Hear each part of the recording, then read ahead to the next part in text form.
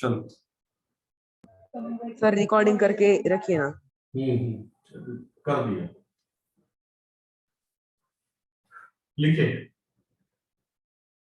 Reflection. Reflection reflection phenomenon क्या है? Reflection वह फिनोमेनन है जिसमें लाइट आती है, कोलाइड होती है और रिटर्न रीबाउंस होती है। रीबाउंस का मतलब उसी मीडियम में रिटर्न जाती है। रीबाउंस का मतलब उसी मीडियम में रिटर्न जाते हैं, रीबाउंस जाती है। इस फिनोमेनन को क्या कहते हैं? रिफ्लेक्शन। क्या कहते हैं? रिफ्लेक्शन। रिफ्लेक्शन मतलब जब हम बॉल को लेते हैं और किसी हार्ड सरफेस पे प्रोजेक्ट करते हैं, टिकते हैं, हार्ड सरफेस से कोलाइड होकर क्या होती है? रिटर्न आती है। देखिए कि नहीं? आप देखें, या मान लीजिए हार्ड सरफेस है, हम यहां पे खड़े हैं, हमारे हाथ में सपोज बॉल है, इसको हमने फेंका, यहां पे कोलाइड होकर फिर इधर आती है। अब देखें कि नहीं देखें? मतलब जिस मीडियम से आए उसी मीडियम में रिटर्न दे, यह आने वाली, इसको कहते हैं इंसिडेंट, और इसे कहते हैं reflection, returns, rebounds and total phenomenon को कहते हैं रिफ्लेक्शन। क्या कहते हैं? रिफ्लेक्शन। क्या कहते हैं? मतलब जब जिस मीडियम से आए उसी मीडियम में रिटर्न हो, उसे क्या कहते हैं? रिफ्लेक्शन। क्या कहते हैं? रिफ्लेक्शन। इरेज करूं इसको?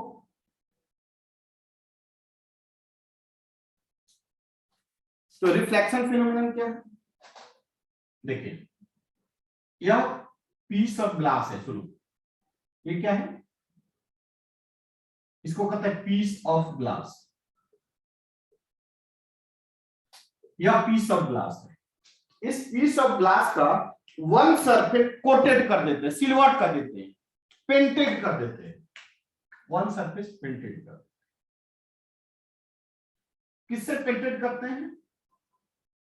बोरोसिलिका या सिल्वर से। यह पीस ऑफ ग्लास था, इसके वन साइड को पेंटेड कर दिया। किससे? बोरोसिलिका या सिल्वर से। वन साइड यह क्या हो गया? कोटेड हो गया, और वन साइड क्या हो गया? ब्राइट हो गया, मतलब रिफ्लेक्टेड हो गया। जैसे मिरर देखे हो ना? और इस टोटल सिस्टम को कहते हैं प्लेन मिरर। क्या कहते हैं? Plane mirror. Plane mirror. इस टोटल सिस्टम को कहते हैं प्लेन मिरर। ठीक है?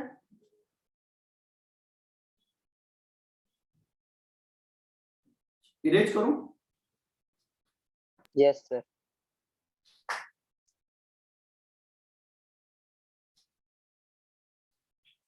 प्लेन मिरर में क्या होता है कि वन सरफेस रिफ्लेक्टेड होता है, रिफ्लेक्टिंग सरफेस होता है, और वन सरफेस क्या होता है? कोटेड होता है। ये क्या होता है? कोटेड सरफेस होता है। और ये क्या होता है?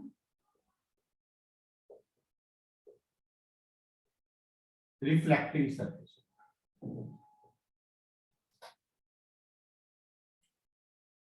अच्छा, इस प्लेन मिरर का रेडियस क्या होता है?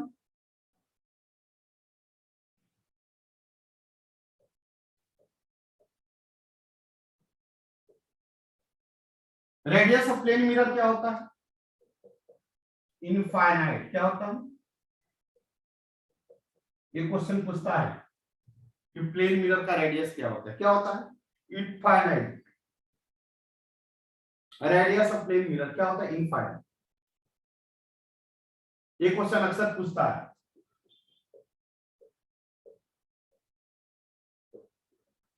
ये क्वेश्चन अक्सर पूछता है। इरेज करो। 1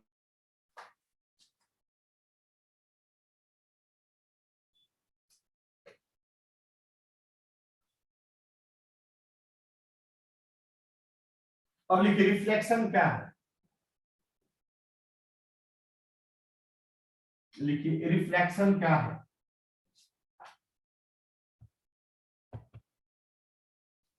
रिफ्लेक्शन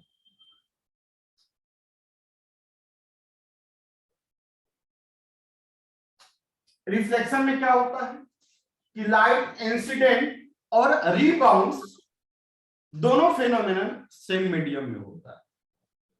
द फेनोमेनन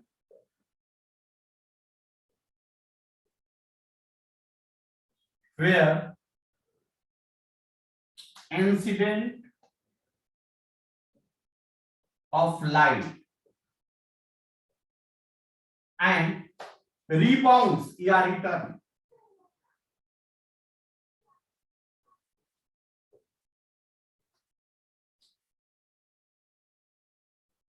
both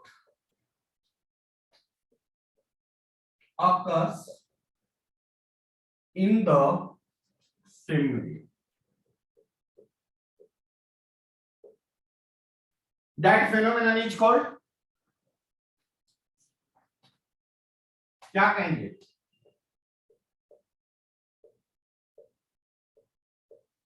क्या कहेंगे, reflection of light.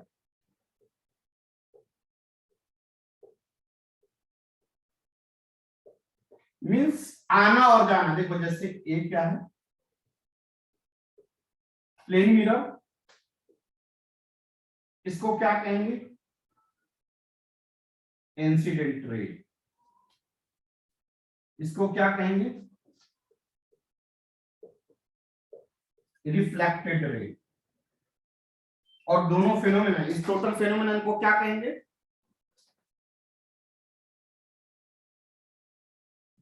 Reflection of light. क्या कहेंगे, रिफ्लेक्शन ऑफ लाइट।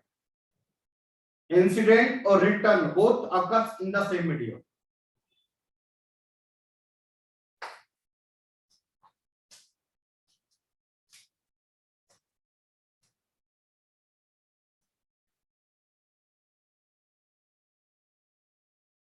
चलिए आगे बढ़े।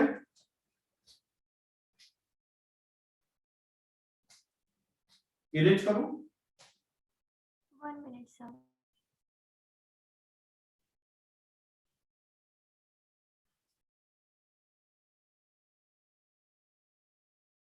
लाइट क्या है, हमने लास्ट लेक्चर्स में बताया। लाइट क्या है,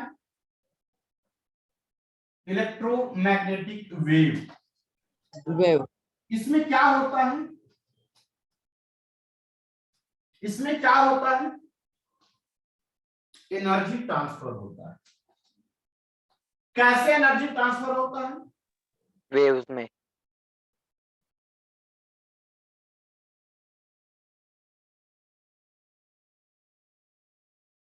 इलेक्ट्रोमैग्नेटिक वेव। इसमें क्या होता है, एनर्जी का ट्रांसफर होता है। किसमें होता है, in the medium and without medium.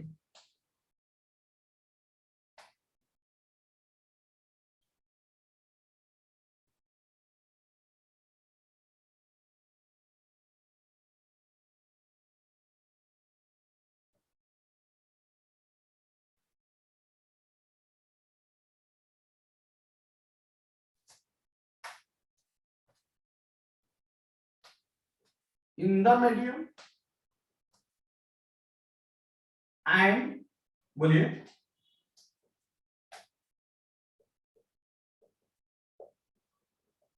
Without. अब वेव की चार प्रॉपर्टी है, चार प्रॉपर्टी है। कौन कौन, फ्रीक्वेंसी, एफ से इंडिकेट करते हैं या न्यू से, वेवलेंथ जिसको लेमडा से इंडिकेट करते हैं, इसको लेमडा पढ़ते हैं,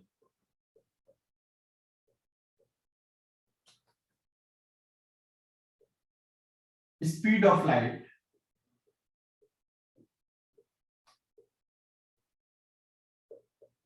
इसको सी से इंडिकेट करते हैं, एंड इंटेंसिटी, इसको आई सी लिखिए। यह चार प्रॉपर्टी है वेव के चार प्रॉपर्टी। वेव इसी चार प्रॉपर्टी पे डिपेंड करता है। वेव के फेनोमेनन इसी चार प्रॉपर्टी पे डिपेंड करता है। हो गया?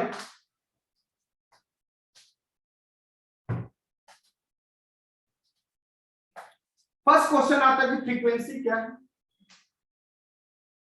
फ्रीक्वेंसी का मीनिंग होता है number of revolution per unit time. नहीं समझ में आ रहा पांडेश्वर क्या बोल रहे हो, कुछ नहीं क्लियर है।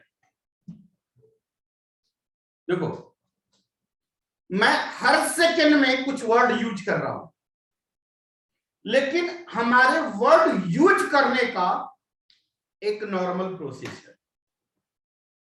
लेकिन अगर हम टाइम घटा दूं या उसी टाइम में मोर नंबर ऑफ वर्ड यूज करूं तो आप क्या बोलोगे? जैसे आप लोग क्या करें आजकल समझ में नहीं आ रहा, तुम लोग का पढ़ाई लिखाई का कुछ मुझे समझ में नहीं। What is this, what is this? मतलब एक लिमिटेड टाइम पीरियड में मैंने more numbers of words are using.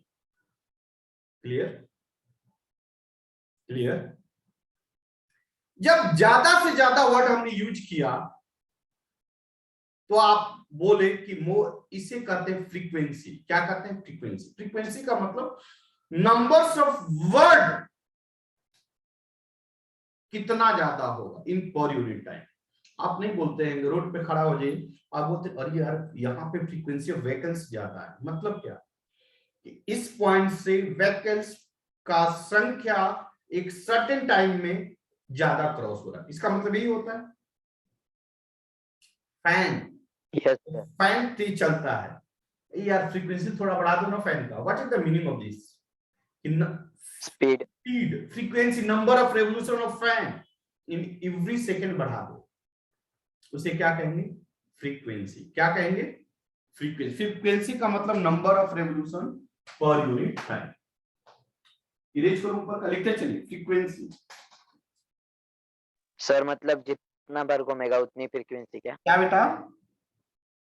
जितने बार रोटेशन होगा उतनी बार उतनी फ्रीक्वेंसी होगी।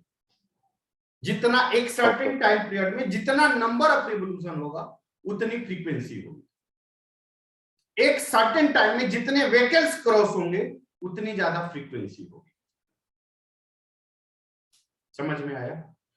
गाड़ी के टायर का जितना नंबर ऑफ रेवोल्यूशन होता है उतनी फ्रीक्वेंसी ऑफ रेवोल्यूशन होती है और उतनी ही ज्यादा स्पीड ऑफ गाड़ी होता है।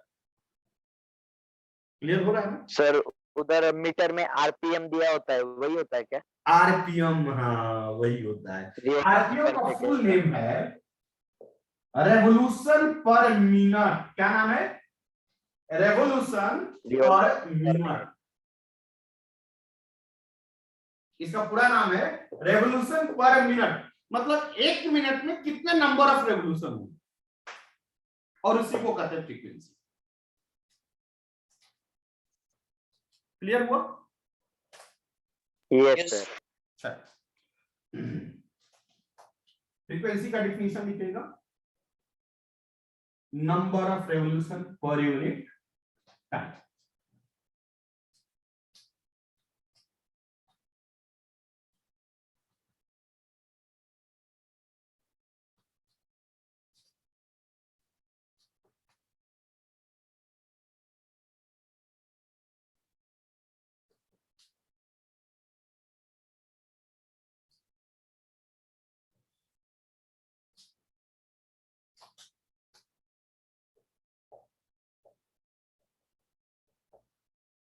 means frequency is equal to number of revolution upon time। ठीक है? इसका यूनिट क्या होगा बेटा? तो नंबर का यूनिट क्या होता है? कोई नंबर का यूनिट होता है, 2 का यूनिट क्या होगा? कुछ भी नहीं, n/t, और n number always unit less होता है, और टाइम का यूनिट क्या होता है? Second, 1/s। इसको आप क्या लिखोगे? s रेज़ पावर -1, और इसी को कहते हैं हर्ट्ज। क्या कहते हैं? Hertz, hz। सो फ्रीक्वेंसी का यूनिट क्या होता है? हर्ट्ज।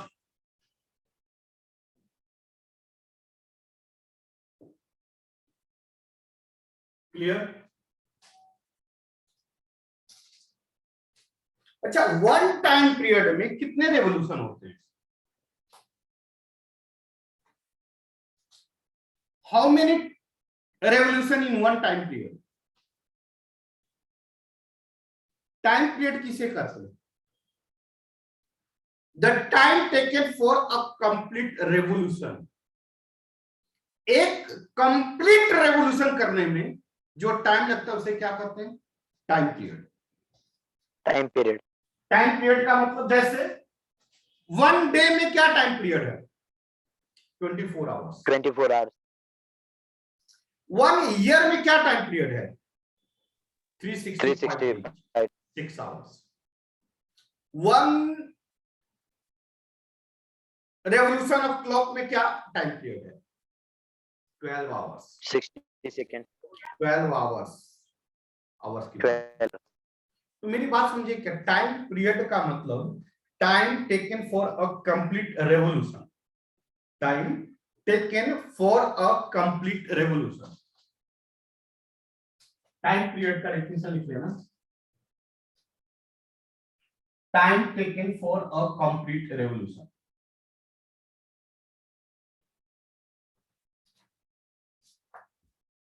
सो फ्रीक्वेंसी का डिफिनेशन आपने बोला n/t। टाइम पीरियड किसे कहते हैं? टाइम टेकन फॉर अ मतलब वन, और टाइम पीरियड को कैपिटल टी से इंडिकेट करते हैं।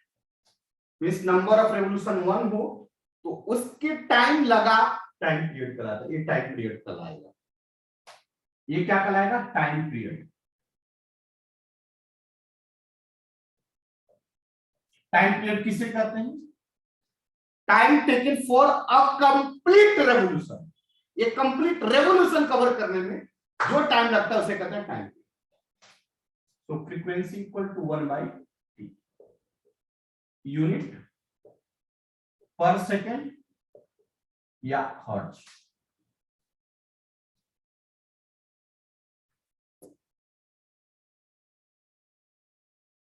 हो गया? इरेज करो।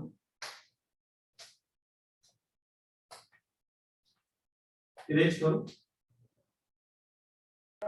सर टाइम पीरियड नहीं समझ में आया, फिर से बताएंगे क्या?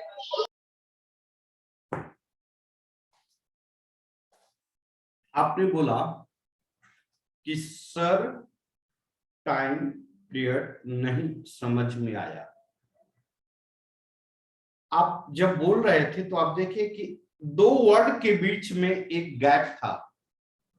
Sir time period, time period, time period नहीं समझ में आया। आप देख रहे हैं क्या? एवरी वर्ड के बीच में सम गैप है। देख रहे हैं कि नहीं देख रहे हैं? Yes sir. और उसी गैप को कहते हैं टाइम पीरियड। क्या कहते हैं? Time period. मतलब दो वर्ड यूज करने के बीच का गैप, या एक कंप्लीट रेवोल्यूट करने में जो टाइम लगता है, फैन को जहां से चला वहीं पे आने में जो टाइम लगा, उसे कहेंगे टाइम पीरियड। सुबह 6 बजे दिन स्टार्ट हुआ तो अगेन मॉर्निंग 6 बजे आने में जो टाइम लगा उसे क्या कहेंगे? Time period. अगर साइकिल का रिंग है और जहां से हवा भरते, देखे हैं कि नहीं देखे? Yes sir. तो वो जिस पॉइंट से चला उसी पॉइंट पे आने में जो लगा टाइम, उसे क्या कहते हैं? Time period. Time period. जब घड़ी का नीडल से, सेकंड का नीडल से 12 से चला और अगेन 12 पे आया, जो टाइम टेकन हुआ, जो टाइम लगा, उसे क्या क्या कहते हैं? Time period. क्या अभी भी डाउट है टाइम पीरियड में? No sir. टाइम पीरियड का मतलब एक कंप्लीट रेवोल्यूशन कवर करने में जो टाइम लगता है उसे कहते हैं टाइम। क्लियर?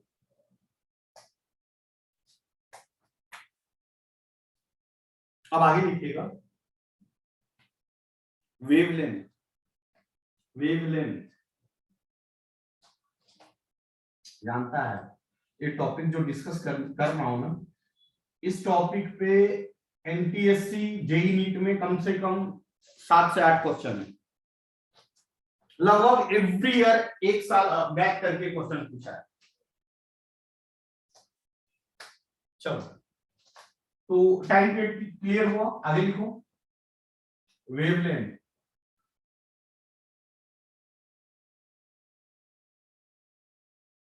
वेवलेंथ ए बेटा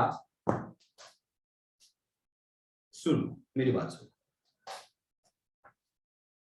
ए बेटा यहां पे 2 वर्ड यूज करो। एक बेटा, पहले ए बोला उसके बाद बेटा बोला। ए बेटा के बीच में एक गैप है, उस गैप को कहते हैं टाइम पीरियड। कोई डाउट? अच्छा, ए बेटा, ए बोलने के बाद क्या ए स्टॉप हुआ होगा? रुक जाओ बेटा बोलेंगे पांडे सर तब चलेंगे हम बच्चों के पास, ऐसा वर्ड ऐसा सोच रहा होगा क्या? मेरी बात समझ में आ रहा है? मैंने बोला ए बेटा, पहले ए बोला उसके बाद बेटा बोला। तो एक बात बताओ, ए जब हमारे मुंह से निकला होगा तो आगे बढ़ गया होगा या बेटा का इंतजार कर रहा होगा? नहीं समझा? समझा नहीं समझ? मैं कहना क्या चाह रहा हूं, मैंने ये बोला कि ए बेटा 2 वर्ड यूज कर रहा हूं, जो वर्ड हमारे मुंह से निकला और आपके यहां गया, पहुंचा कि नहीं पहुंचा? तो मैंने बोला ए बेटा, तो ए पहले बोला और बेटा बाद में बोला, तो ए क्या यहां पे रुका होगा कि नहीं? बेटा पांडे सर बोलेंगे तब ए बेटा साथ में बच्चों के काम तक जाएंगे, या ए जब बोल दिया तो आगे निकल गया होगा? अरे कुछ तो बोलो यार, शांत हो जाते हो। निकल गया होगा सर। आगे निकल गया होगा। तो मीरा का नाम है कि ए बेटा, ए जितना दूरी कवर कर दी गया बेटा बोलने भर में, मेरी बात सुनो, ए जितना डिस्टेंस कवर कर गया, लीनियर डिस्टेंस जितना कवर कर गया बेटा को प्रोड्यूस करने में, मतलब बेटा बोलने भर में, उसी लीनियर लेंथ को कहते हैं वेवलेंथ। क्या कहते हैं? वेवलेंथ। वेवलेंथ का मतलब ये होता है एक कंप्लीट टाइम पीरियड, एक कंप्लीट टाइम पीरियड में जितना लीनियर लेंथ कवर करेगा ना, उसे क्या कहते हैं? वेवलेंथ। देखो वेव जो प्रोपेगेट होता है ऐसे होता है, ऐसे होता है, देखे हो कि नहीं? इसको कहते हैं वेव। ठीक है? अच्छा, यह कंप्लीट यहां से शुरू हुआ और यहां पे आ गया, इस यहां से यहां तक आने में टाइम को कहते हैं टाइम पीरियड। क्या कहते हैं? इस टाइम को, यहां से स्टार्ट हुआ और यहां तक गया, फिर यहां से स्टार्ट हुआ फिर यहां तक गया। तो देख रहे हो, जैसा अप एक बार डाउन, फिर अप फिर डाउन, एक कंप्लीट रेवोल्यूशन हुआ, एक कंप्लीट रेवोल्यूशन हुआ, यहां से यहां तक जाने में लगा, इसको कहते हैं टाइम पीरियड। यहां से यहां तक लगा टाइम, टाइम पीरियड कहलाता है। और यहां से यहां तक जाने में जो लीनियर लेंथ कवर होगा, ये वाला लेंथ, लीनियर लेंथ ये वाला, इसको कहते हैं वेवलेंथ, लैम्डा। क्या कहते हैं? वेवलेंथ या लैम्डा, इसको वेवलेंथ या लैम्डा। कोई जरूरी नहीं कि यहां से हो, यहां से भी हम कंसीडर कर सकते हैं। इसको क्रस्ट करते हैं, इसको ट्रफ करते हैं, इसको क्रस्ट करते हैं, इसको ट्रफ करते हैं।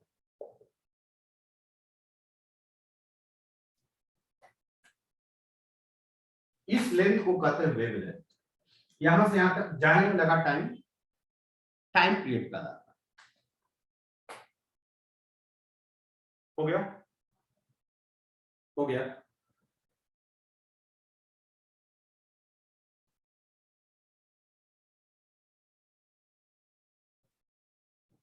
बढ़े आगे बेटा, बढ़े आगे बेटा। अरे बोलो ना, कुछ तो बोले यार, तुम लोग शांत हो जाते हो।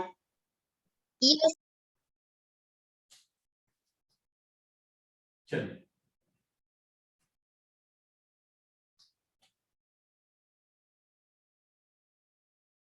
आगे लिखिए। स्पीड, वेव ऑफ स्पीड या speed light, speed of light.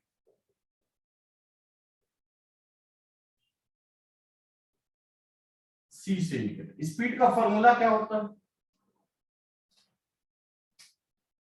Distance upon time. होता है कि नहीं होता है? हाँ या ना?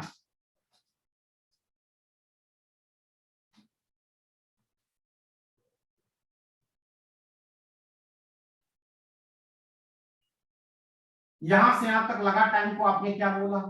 Time period. और इस डिस्टेंस को क्या बोला? वेवलेंथ। तो बताइए स्पीड ऑफ लाइट क्या होगा? बोलिए।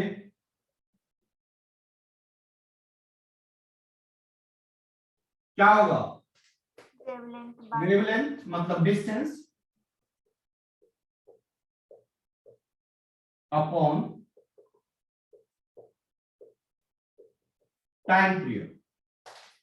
सी इक्वल वेवलेंथ को किससे इंडिकेट करते हैं? लैम्डा से। टाइम पीरियड को कैसे इंडिकेट करते हैं? कैपिटल टी से।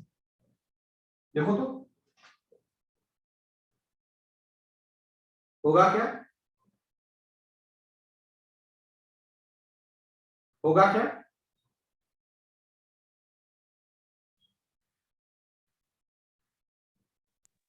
देखो तो हम इसको कैसे लिख सकते हैं? क्या इसको ऐसे लिख सकते हैं? इसको हम ऐसे लिख सकते हैं। अच्छा, 1/t को क्या कहते हैं? 1/T को क्या कहते हैं? अरे बताया हूं, बोलो ना। 1/T को क्या कहते हैं? फ्रीक्वेंसी।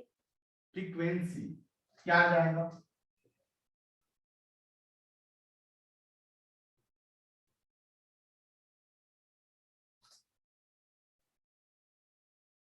मीन्स इरेज करो ऊपर का, ऊपर का इरेज करो। 1 minute. Then speed of light. Okay sir, कर दो. C equal to lambda by t equal to new lambda या f lambda। यह फॉर्मूला आ गया। इसका यूनिट क्या होता है? मीटर पर सेकंड। इसका वैल्यू कितना होता है स्पीड ऑफ लाइट का? 3 into 10⁸ मीटर। 3 into 10⁸ metre. कहां पे? वैक्यूम में। वैक्यूम या एयर दोनों मानते हैं। ठीक।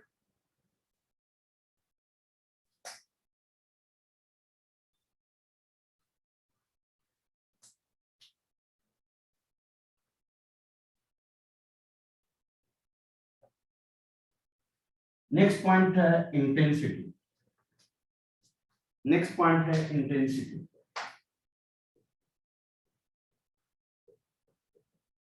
इसको आई से इंडिकेट कर। इंटेंसिटी क्या है? इंटेंसिटी का मतलब आप कभी फील किए होंगे कि आजकल अगर आप बाहर में खड़ा हो जाएं सनलाइट में, तो आप क्या बोलेंगे? या अगर ठंडे के मौसम में सनलाइट में खड़ा हो जाएंगे तो क्या बोलेंगे? Intensity of sunlight is very low. और यही आप गर्मी के मौसम में सनलाइट में खड़े हो जाएं तो क्या बोलेंगे? Intensity is very high. का मतलब एनर्जी ऑब्जर्व या रेडिएटेड छोड़ना per unit time in per unit area. जैसे ट्यूब है, ट्यूब एनर्जी, ट्यूब क्या कर रहा है? रेडिएट कर रहा है, छोड़ रहा है। तो एनर्जी रेडिएटिंग छोड़ रहा है, 1 सेकेंड में कितना छोड़ रहा है और कहां से छोड़ेगा, टोटल सरफेस एरिया से, जितना उसका सरफेस एरिया है। तो क्या बोलेंगे, एनर्जी रेडिएटेड या observe per unit time in per unit area.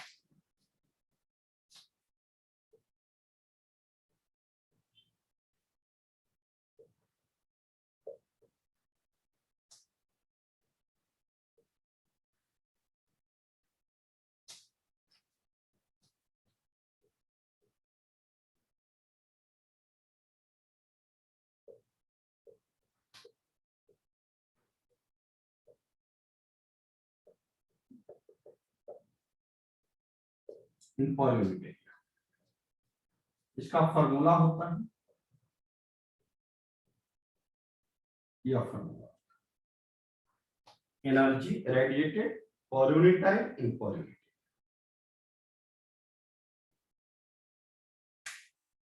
हो गया।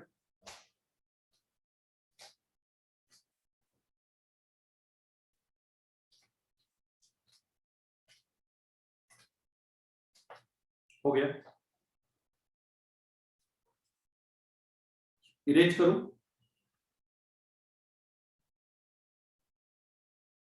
इरेज करूं।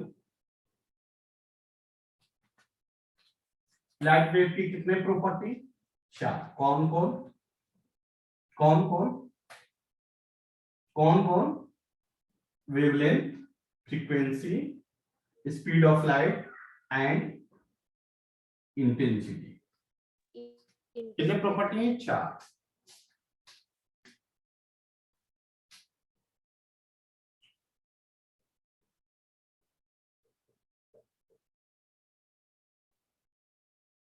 रिफ्लेक्शन हो या रिफ्रैक्शन हो, दोनों की, लाइट के 4 प्रॉपर्टी, वेव के 4 प्रॉपर्टी, कौन कौन, फ्रीक्वेंसी, वेवलेंथ,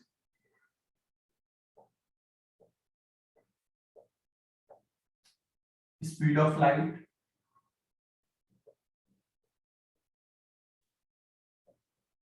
एंड इंटेंसिटी। यह प्रॉपर्टी हो गए। अब जो बताने जा रहा हूं वही क्वेश्चन पूछता है, अब जो बताने जा रहा हूं वही क्वेश्चन, या तो इसके बारे में मैंने बताया। अब क्या बताने जा रहा हूं कि रिफ्लेक्शन से, मान लो कि यह लाइट है, यह रिफ्लेक्टिंग सरफेस है, यहां से लाइट आया और फिर टकराकर इधर गया, यह इंसिडेंट रे है और यह रिफ्लेक्टेड रे। तो एक बात बताओ बेटा रे, एक बात बताओ कि इसके भी 4 प्रॉपर्टी होंगे और इसके भी 4 प्रॉपर्टी होंगे या नहीं होंगे, क्योंकि दोनों वेव है, यह दोनों वेव है ना। इंसिडेंट रे की भी 4 प्रॉपर्टी होंगे एंड रिफ्लेक्टेड रे की भी 4 प्रॉपर्टी, इन दोनों में क्या रिलेशन होगा, यही क्वेश्चन पूछा जाता है। In the case of reflection, in the case of reflection, never any property are changed, कभी भी चेंज नहीं होगा, कोई प्रॉपर्टी नहीं चेंज होगा यदि यह सरफेस नॉन ऑब्जर्विंग हो तो। अब नॉन ऑब्जर्विंग क्या होता है, तो लाइट आए और ये ऑब्जर्व ना करे, जितना आए उसको रिफ्लेक्ट कर दे। मेरी बात समझ में आ रही है क्या, मतलब सरफेस 2 टाइप का हो सकता है, यह रिफ्लेक्टिंग सरफेस जो है, रिफ्लेक्टिंग सरफेस कितने टाइप का होगा, 2 टाइप का हो सकता है। कौन कौन, एक ऑब्जर्विंग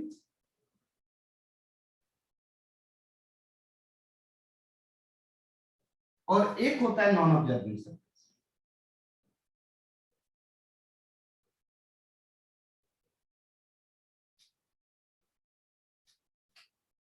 ऑब्जर्विंग सरफेस में क्या होता है कि some amount of energy absorb कर लेता है, नॉन ऑब्जर्विंग में क्या होता है कि जितना एनर्जी आया उतना ही एनर्जी रिटर्न गया।